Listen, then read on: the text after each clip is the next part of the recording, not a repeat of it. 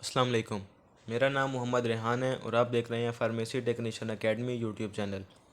आज की इस वीडियो में टैबलेट का चैप्टर के बाद हमारे पास है कैप्सूल का चैप्टर, जो कि न्यू बुक में बिल्कुल ही छोटा है।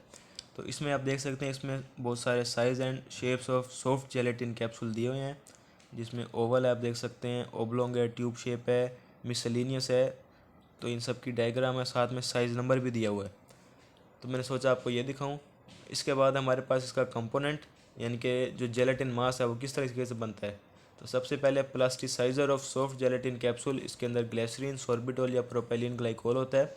मिथाइल पैराबिन के 4 हिस्से होते हैं। प्रोपाइल पैराबिन का एक हिस्सा होता है, जो कि टोटल का जो है 0.2% बनता है। Water soluble dye pigment, vegetable colour, flavour, जिसमें इथाइल वेनिलीन है 0.1%, वनीला टेस्ट होता है, एसेंशियल ऑयल 2% और शुगर 5%। ये इसके कंपोनेंट्स हैं जेलेटिन मास के। इसके बाद है preparation of soft gelatin capsule. ये हमारी न्यू बुक में नहीं दिया हुआ, तो आप इसमें देख सकते हैं। सबसे पहला प्रोसेस है plate process. A warmed sheet of plasticised gelatin is placed over a plate having a number of depressions और माउल्ड। यानी कि जो हमारे पास इसी की शीट होगी जेलेटिन की, सॉफ्ट जेलेटिन की, उसको हम एक प्लेट के ऊपर रखेंगे और उसके अंदर बहुत सारे जो डिप्रेशन माउल्ड से मुराद है गड़े होंगे कैप्सूल शेप के। जिस कैप्सूल की हमने वो बनानी होगी उसी तरीके की प्लेट होगी, उसी तरीके के उसके अंदर गड़े बन जाएंगे। The sheet is drawn into these depression by applying vacuum. A measured quantity of liquid medicament is poured over it. Other sheet of soft gelatin is placed over it. Over it another plate of mold is adjusted. Pressure is then applied to combine these plates. Capsule are shaped, filled and cut into units. यानी कि आपको पता है कि depression mould हो गया, वो इस तरह से जगह बन गई आपके लिक्विड जो है आपका, आपने इंग्रेडिएंट डालना है, जो आपने मेडिसिन डालनी है उसकी जगह बन गई। उसके बाद जब हमने वो ड्रग भी डाल दिया आपकी, उसके बाद हम दूसरी लेयर इसके ऊपर अप्लाई करेंगे।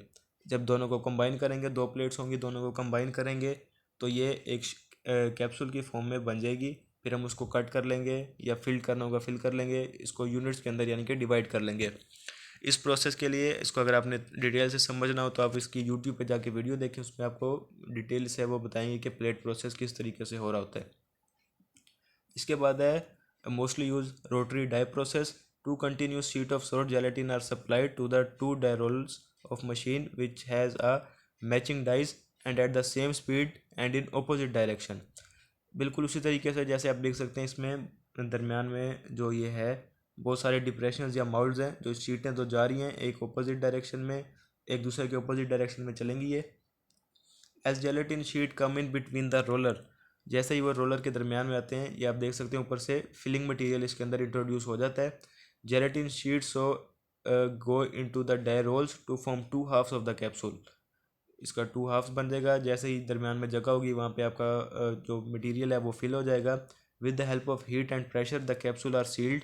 कैप्सूल बंद हो जाएंगे and cut into unit at the same time. तो capsule are collected and dried. The rotary die machine can produce 25,000 से 3,000 कैप्सूल जो है 1 घंटे के अंदर ये मशीन बना सकती है।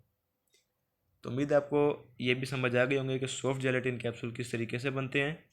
मज़ीद वीडियोज़ के लिए आप मेरे चैनल को सब्सक्राइब कर लें। अल्लाह हाफिज़।